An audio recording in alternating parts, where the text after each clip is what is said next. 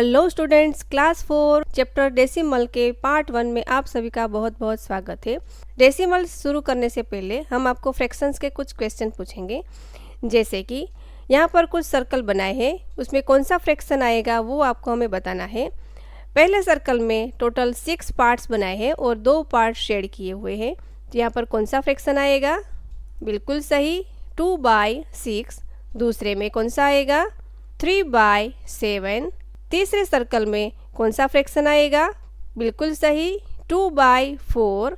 और last circle में कौन सा फ्रैक्शन आएगा? बिल्कुल सही, 1/5।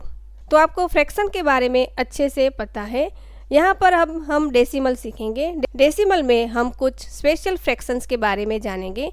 जैसे कि यहाँ पर 10 पार्ट्स बनाए हैं जिसमें 1 पार्ट शेड किया हुआ है, तो इसका फ्रैक्शन हो जाएगा 1/10। दूसरा है जिसमें 2 पार्ट शेडेड है, तो उसका जो फ्रैक्शन हमें मिलेगा वो हो जाएगा 2/10। तीसरा जो है उसमें 5 पार्ट्स शेडेड किए हुए हैं, तो वो हो जाएगा 5/10। और चौथा जो है उसमें 8 पार्ट्स शेड किए हुए हैं, तो उसका फ्रैक्शन हो जाएगा 8/10। यहाँ पर सभी नंबर्स का डिनोमिनेटर 10 है, तो यहाँ पर 10 में से जो भी पार्ट हमें शेड किए हुए मिलते हैं उसकी प्लेस हो जाती है 10th की। तो यहाँ पर ये समझते हैं कि 1/10, 2/10, 5/10 and 8/10 there are another way of written these fractions. जैसे कि 1/10 can be written as 0, then point, then 1, it is read as 0.1. 2/10 can be written as 0, then point, then 2, it is read as 0.2. 5/10 can be written as 0, then point, then 5, it is read as 0.5. 8/10 can be written as 0, then point, then 8, it is read as 0.8. ठीक है बच्चों, इसे और अच्छे से समझते हैं। यहाँ पर हमने 10 के 3 पार्ट्स लिए हैं, जिसमें पहला पार्ट पूरा फिल कर दिया है, दूसरा पार्ट भी पूरा फिल किया हुआ है और तीसरे पार्ट में 4 पार्ट ही फिल किए हुए हैं। तो इसे तो हम 0.4 के रूप में लिख सकते हैं, लेकिन जो 2 पार्ट पूरे फिल कर चुके हैं उसे हम कैसे लिखते हैं वो देखते हैं। तो इसे हम 2 इंटीजर 4/10 लिख सकते हैं। इट इज़ रिटन एज 2.4, क्योंकि 2 पार्ट पूरे फिल हो चुके हैं इसीलिए वो पॉइंट की लेफ्ट साइड आएगा, और तीसरे पार्ट में केवल 4 पार्ट ही फिल किए हैं इसीलिए वो पॉइंट की राइट साइड आएगा। It is read as 2.4। दूसरा एग्जाम्पल लेते हैं जहाँ पर 2 सर्कल बनाए हैं, दोनों में 10-10 पार्ट किए हुए हैं। पहला पार्ट पूरा फिल कर दिया गया है, दूसरे पार्ट में 7 पार्ट फिल किए गए हैं इसीलिए उसे लिखेंगे 7/10। ठीक है बच्चों, मिक्स फ्रैक्शन में लिखे तो ये हो जाएगा 1 integer 7/10। It is written as 1, then point and then 7, it is read as 1.7।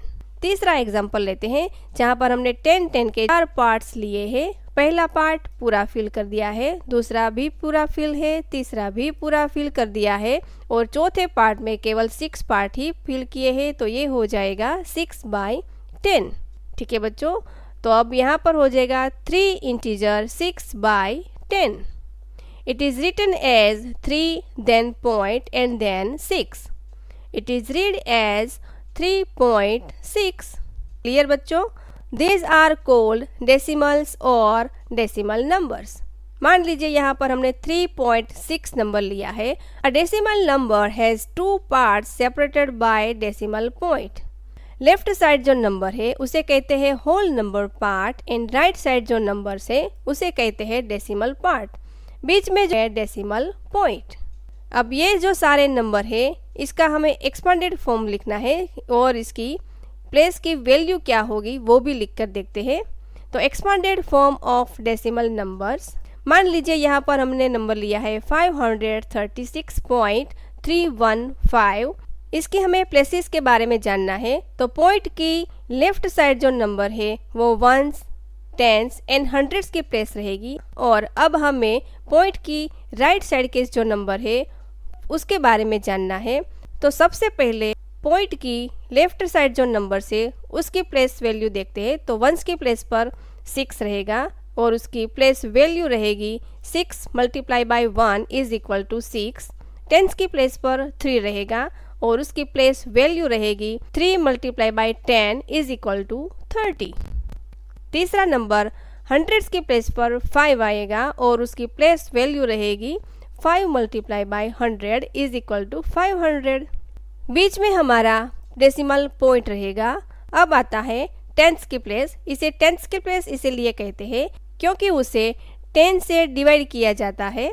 तो सबसे पहले नंबर आएगा 3 और इसकी प्लेस वैल्यू रहेगी 3 by 10 is equal to 0.3। Hundreds की प्लेस पर 1 रहेगा। तो हंड्रेड्स की प्लेस है तो 1 को हमें 100 से डिवाइड करना होगा, तो उसकी प्लेस वैल्यू रहेगी 0.01। उसके बाद थाउजेंड्स की प्लेस है तो उस प्लेस पर 5 नंबर है, तो 5 नंबर की प्लेस वैल्यू रहेगी 5 divided by 1000 is equal to 0.005। चलिए इसका प्लेस वैल्यू चार्ट देखते हैं।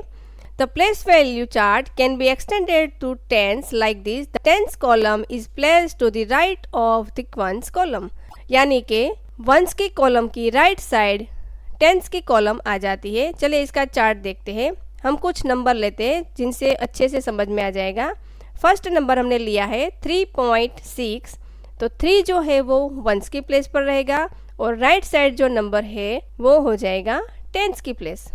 ठीक है बच्चों।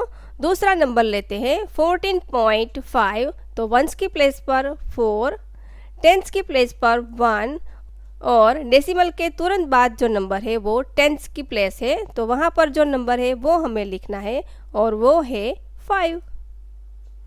तीसरा नंबर हमने लिया है 256.8, तो वंस की प्लेस पर 6, टेंस की प्लेस पर 5 और हंड्रेड्स की प्लेस पर 2 और पॉइंट के बाद 8 है तो टेंस की प्लेस पर आएगा 8। ठीक है बच्चों। चलिए अब हम कुछ क्वेश्चन लेते हैं। The circle below has been divided into 10 equal parts. What parts of the circles have been coloured. तो यहाँ पर आपको हमें फ्रैक्शन और डेसिमल दोनों ही फॉर्म में आंसर देना है। तो सबसे पहले रहेगा 4/10 और अगर डेसिमल में लिखे तो वो हो जाएगा 0.4। दूसरे सर्कल में 5 पार्ट्स कलर किए गए हैं तो वो हो जाएगा 5/10 एंड अगर डेसिमल में लिखे तो वो हो जाएगा 0.5। नेक्स्ट है 6/10 और पॉइंट में लिखे तो वो हो जाएगा 0.6। उसके बाद का नंबर क्या होगा? बिल्कुल सही 9/10 और डेसिमल में लिखे तो क्या होगा? बिल्कुल सही 0.9। नेक्स्ट जो सर्कल है उसमें रहेगा 3/10 और पॉइंट में लिखे तो 0.3। उसके बाद जो सर्कल है उसमें क्या आंसर आएगा? बिल्कुल सही 5/10 एंड डेसिमल में लिखे तो 0.5। चलिए नेक्स्ट क्वेश्चन देखते हैं। Right the following mixed number in decimal form. यहाँ पर मिक्स नंबर्स दिए गए हैं। पहला है 36 इंटीजर 3/10। यहाँ पर 36 होल नंबर है तो वो डेसिमल पॉइंट की लेफ्ट साइड आएगा। तो यहाँ पर जो हमारा आंसर है वो 36.3, क्योंकि डिनोमिनेटर में 10 है तो पॉइंट के बाद 1 डिजिट का ही नंबर आएगा।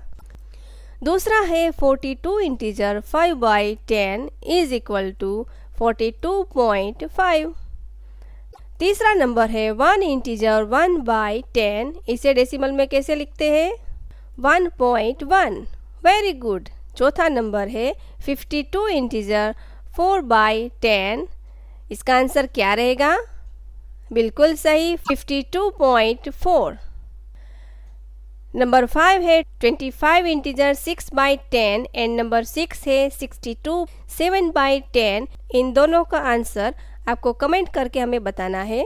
आई होप आपको यहाँ तक अच्छे से समझ में आ गया होगा। मिलते हैं पार्ट 2 में। Thank you.